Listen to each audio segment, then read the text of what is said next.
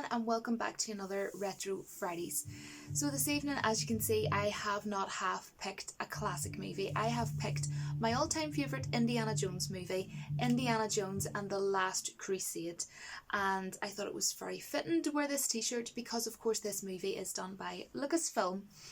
And George Lucas, of course had, a big part in this movie. Of course, he did a lot for this movie, and he also executive produced the movie.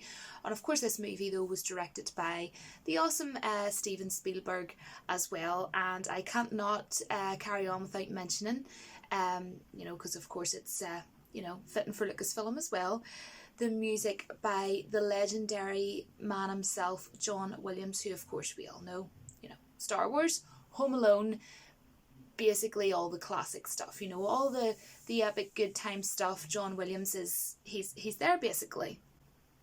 And before I move on, what I want to say is, especially with this movie and just John Williams in general, he is absolutely fantastic at mood changing, but how he so cleverly does it.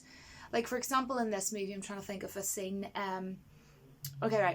when Han Solo, oh my gosh guys, when Indy is with Elsa Snyder, the villain, the girl that he fancies, they're over at like the propeller on the boat, right, that near hits Indy, and it's kind of like almost like sort of like a suspenseful kind of esque music, but then very quickly, but he blends it in so smartly, it just goes into like really nice and really beautiful music as they go off in the boat.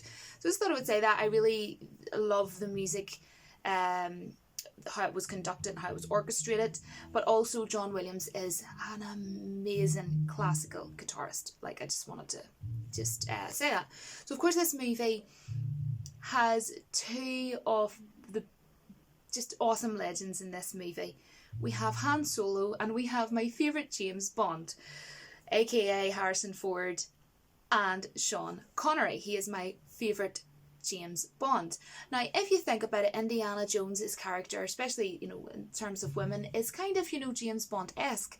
And that's actually why they actually really, really wanted from the very get-go to very much so have Sean Connery, aka James Bond, aboard this movie.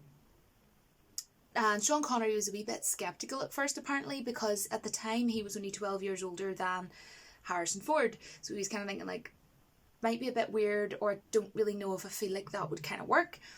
But obviously he did accept. And Sean Connery actually said that he really enjoyed working with Harrison Ford as an actor because he just doesn't give an F. I'm not going to say a swear word because it would be really disrespectful to actually do that on a YouTube channel, in my opinion, but anyways.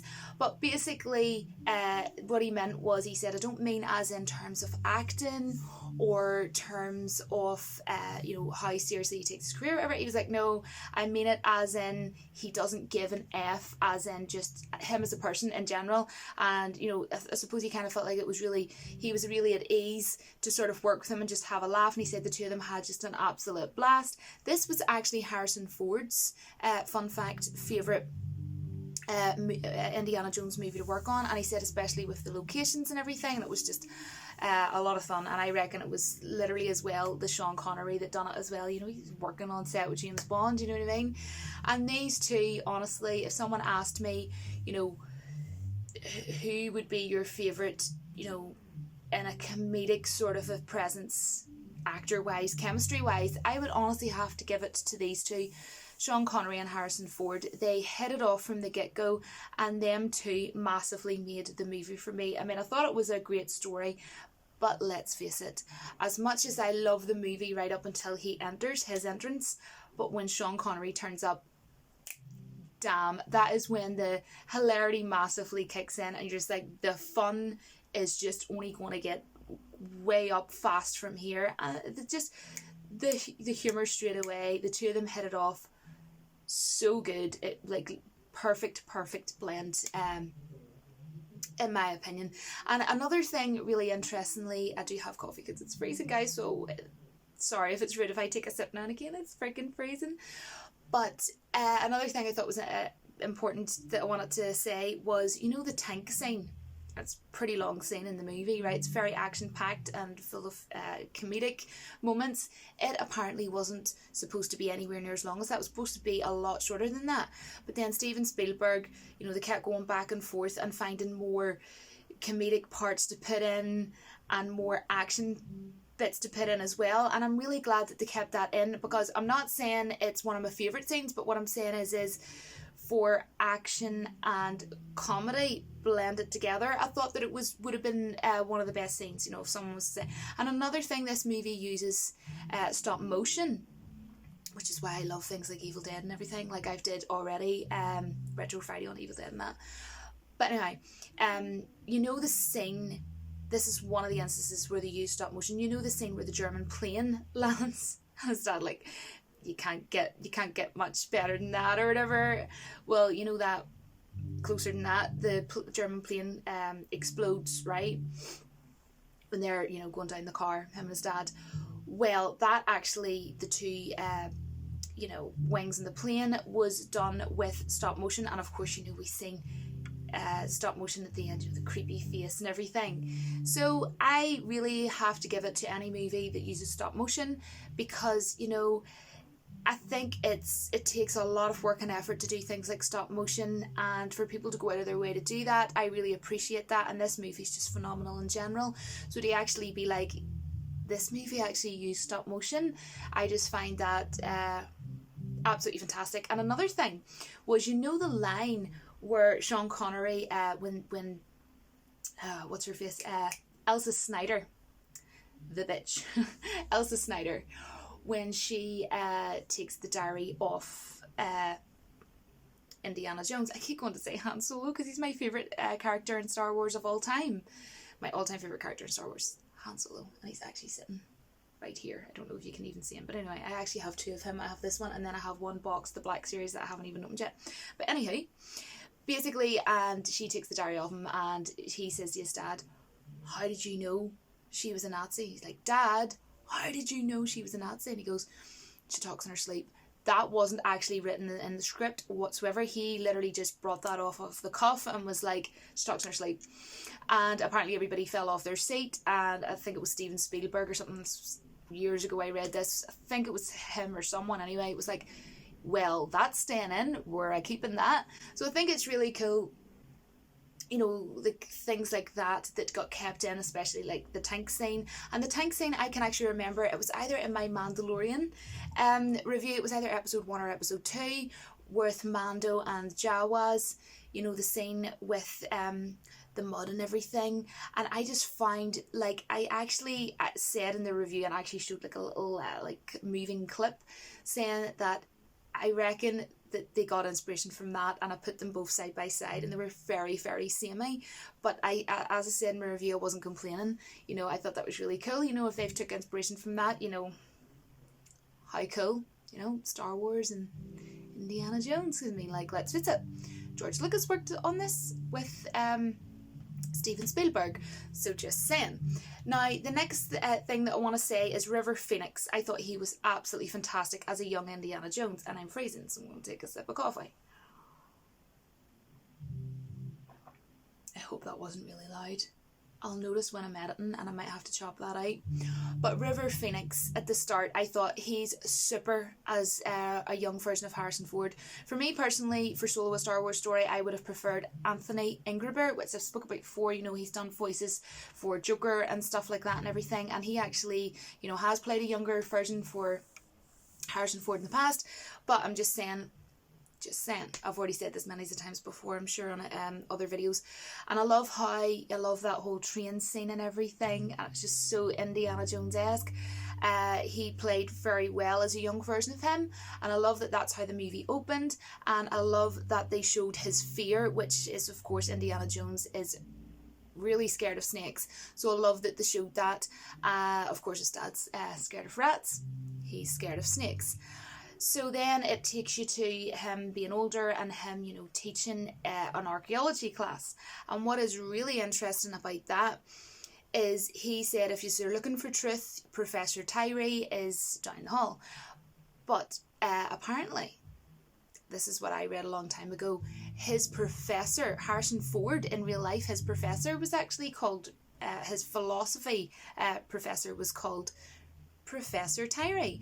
And he's actually dead now, died when he was 98. I'm not too sure if he died, guys, but apparently so. So I think that's really cool that there's so many little wee quirky bits that, you know, been added in and stuff like that, you know. And I think, you know, that makes for, you know, little fun wee sort of interesting things for fans, you know, such as myself. And he also, when he was teaching that class that I'm talking about, said, and always remember, or whatever it was he said, X never marks the spot. But like, what's funny about that, I always find, is when they're in Venice and he's, you know, at the slab or whatever, like 10th Roman numeral, he's like, there, X marks the spot. You're just like, when you told your students that X never marks the spot. So this movie is basically Indiana Jones he's on the hunt for the Holy Grail, which is, of course, you know, the cup of eternal life, or however you want to call it. And his father pretty much has literally all of his drawings, his sketches, his findings, his searchings, whatever he's come across over the years. It's basically, as Indiana Jones is, it's his whole life. And he was obsessed with it, and he knew this. And he had it all in this little diary, right? And I'm just thinking of so many funny things. Sorry, guys, right? I know you all know what I'm going to think. And I'm going to get to that scene with the diary, the very funny, epic, classic scene. I will get to that. But he has that all in his diary, right? So him and Marcus, who I absolutely love his character in this film, I think that he has great chemistry with not only the rest of the cast, but especially more so with Harrison Ford. I really love Marcus in this movie. But anyways, they go together to Venice. And I want to just mention a funny scene with Elsa Snyder when she... you know, the way he's trying to get her away from the flames and everything, from the rats, and she's underneath like the coffin thing, or whatever you want to call it, and there's like a rat on her head, all over her hair, and she's like, ah, she's screaming. He says to her, she sort of like comes on to her and everything, he comes on to Indiana Jones, sorry, and he says, oh, I don't like fast women. And then he's like sort of like about to kiss her and everything. He's like, Venice. One thing that I just find super cute and absolutely downright hilarious about Sean Connery, James Bond in this movie, is his little briefcase, his little leather briefcase that he's carrying around with him in the movie, and his big umbrella. It's like, what? It's just like he's walking around casual, like everything's normal, and he's just walking along the street, or he's going in to do his shopping, or he's going in for an appointment or something somewhere, and the way he's talking and just nattering the whole way through the movie just reminds me of me. And he's just coming off with the wrong things at the wrong time. Like, even when he gets out of the tank, he goes to his son, he goes, you call this archaeology? And it's just the things he comes off with. It is absolutely classic Sean Connery in this movie. It's just, oh my gosh, unbelievable. Now, I want to now talk about favourite scenes of mine from this movie. I'll start off with a really good one. Do you know when they are both tied up with ropes and they're both like on a chair back to back, and his dad has a lighter, and he's like, maybe we can, you know, you can burn through it, and he drops it and the flames are everywhere, and he's like, he doesn't know how to tell him, and then they keep spinning round, the wall like rotates round and they can see them, and you're like, oh no, like turn back round again, and then they do it again. Oh my gosh, absolutely hilarious. Now, another part that I really love is when they're on the bike and he goes, Dad, you don't remember? And then he goes off on him on one, and he's like, well, I wrote it down in my diary so that I wouldn't have to remember. And then they're trying to decide, like, on the thing where we're going to go to. Then they're like, yeah, we're going to have to take this direction to go to Berlin, because his freaking well diary's in Berlin, and you know what is coming. As soon as they take the direction to Berlin and I hear the music, I recognise the music straight away, and I go, here it comes, here it comes. The classic epic scene, which is the book burning scene. You all know where I'm going with this. That's right, Adolf Hitler. Him and his dad both walk smack bang into Adolf Hitler. And he's standing with his diary. I'm trying to find something, right? These are like little Star Wars trivia cards that I have. Say this is his diary, right? He walks over. You've already seen this. What am I talking about? Most of you will have seen this. And Indiana Jones's face, he's just like, and the music in the background and everything. And Adolf Hitler just goes and signs it at the back. Adolf Hitler, and then like, there you go. Absolutely hilarious. And honestly, I do still find myself a lot, I can't really watch that scene without rewinding it, because if you're going to watch this movie, to me, a moment like that, you may as well, while you've got the remote beside you, you may as well rewind at least 2, 3, 4, 5 times. And it never gets old. That's the thing I love about this movie. None of the unbelievable comedic scenes get old. Never. And I will never get tired of this movie. I own all of them on DVD. I know a lot of people didn't like the fourth one, Crystal Skull, but I do. Like at the end, it kind of went a bit like, I get it. Like sci-fi-esque and a bit odd, but I did love it. I find it hilarious as well. But of course, this is my all-time, the fourth one would be my least favourite, but I do still like it. If someone asked me though, what is your all-time favourite scene, Julie, from Indiana Jones and the Last Crusade? Apart from, and I know that is really an epic scene, the book burning scene, but I have to say the part that I enjoy the most and is my all-time favourite scene from this movie has to be when his dad thinks that he died when went over the edge, the tank went over the edge, and Marcus, everyone, they all did, they thought that he was dead, right? You would do. And then he walks up behind him and he just stands there, and Indiana Jones is like, what are they all looking at? And then his dad turns around and sees him, and he doesn't really realise, like, within the first instance. And of course Marcus, he's standing there, he's awesome, I love his character, and he's just like, huh? Like, how are you standing here? Like, he's still in awe. But before that, what was hilarious, he goes, he's gone, Junior's gone, and I never got to tell him anything. And then he walks off and goes, right, come on. And, he's exhausted. He just drops down. Indiana Jones just drops down to have a rest. And he goes, well, come on. Why are you sitting there resting? And I swear, you see, the first time that I ever seen that scene, I kept rewinding it, and rewinding it to the point where I thought my DVD wasn't even going to work anymore. And I still do rewind it. I actually made a video on my channel. Like, I think it was 7 movies that always make me rewind, or 7 movies that make me rewind. That's what it was, guys, right? And I did mention this in that exact video. I think I might have got a copyright strike or something on that, because I played like a little clip of Jean-Claude Van Damme, and I think it's blocked in like most countries, so thanks YouTube.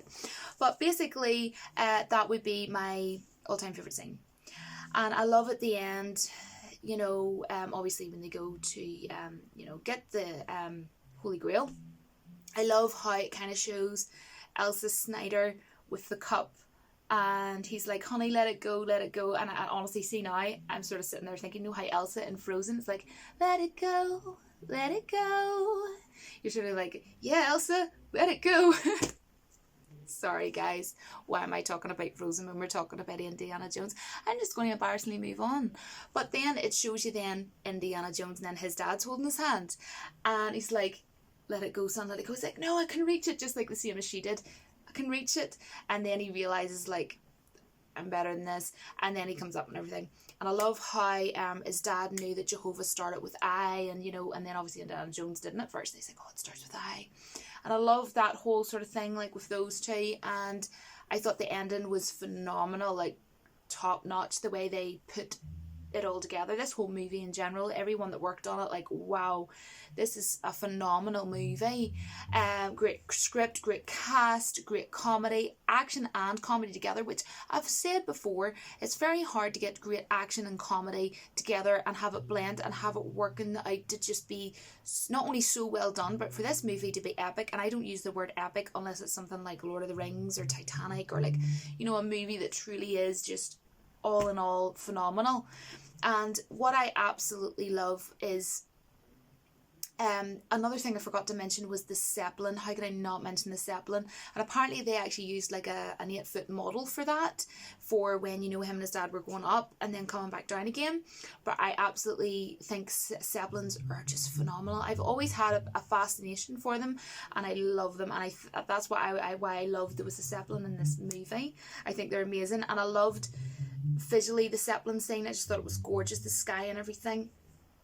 And what I loved was when Indiana Jones goes over and punches the Nazi in the face, and then he just looks at everybody and goes, "No ticket," because he was pretending he was the ticket officer. So everybody's like, "Oh yeah, like I have my ticket."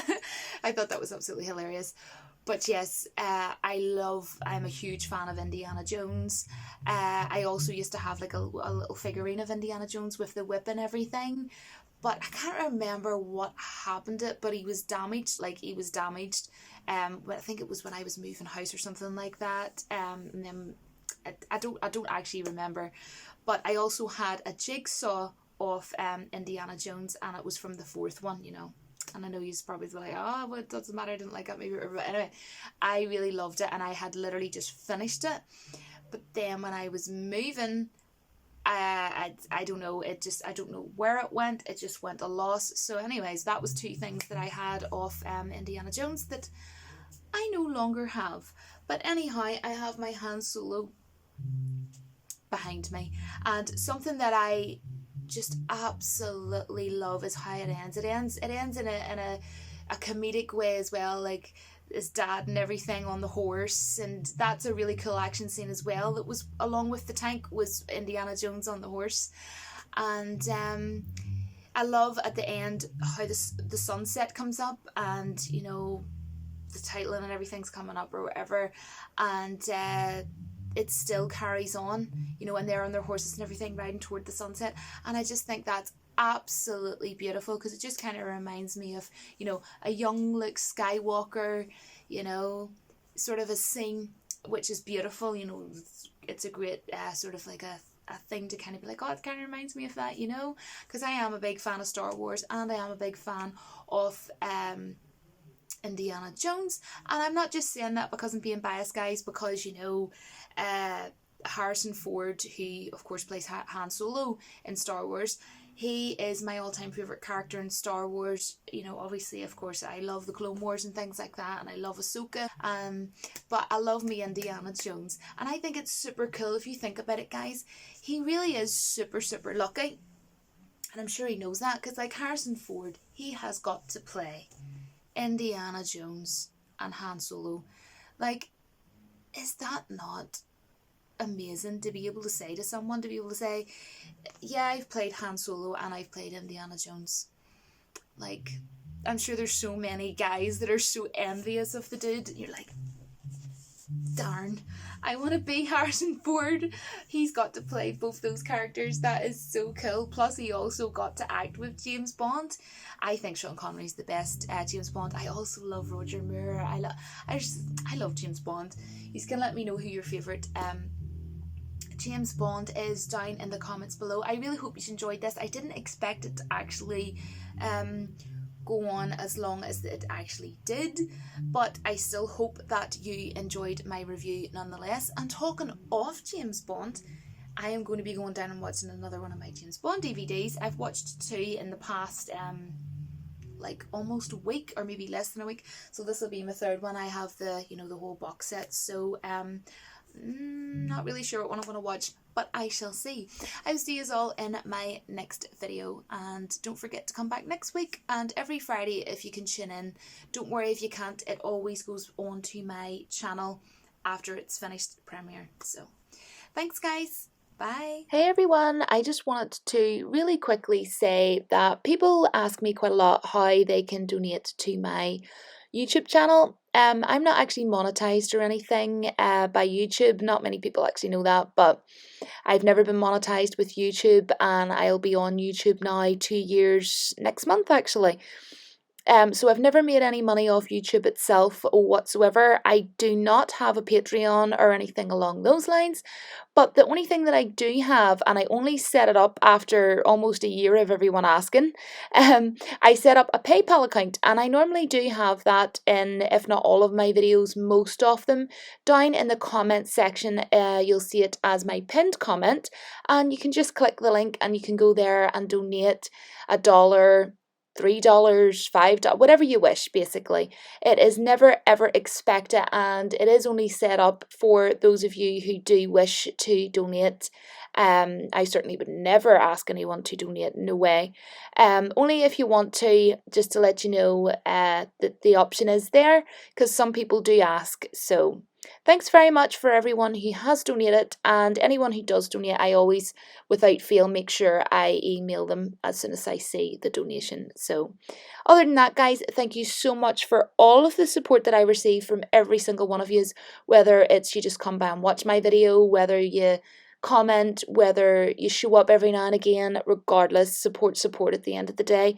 Thank you so much, and yeah, I really appreciate it, genuinely, guys, and I will speak to you all soon. Take care, guys.